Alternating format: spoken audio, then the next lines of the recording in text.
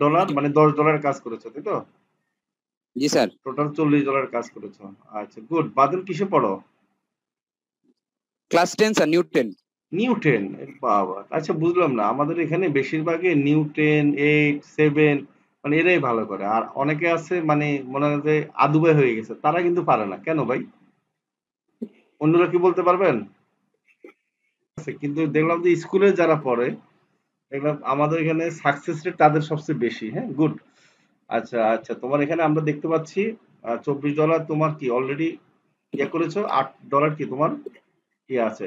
আচ্ছা $40 কি তুমি ট্রান্সফার করে নিয়ে আসছো নাকি? নাকি পেমেন্ট মেথড তো এড করো নাই নাকি? না ও স্যার, এড করতে পারি।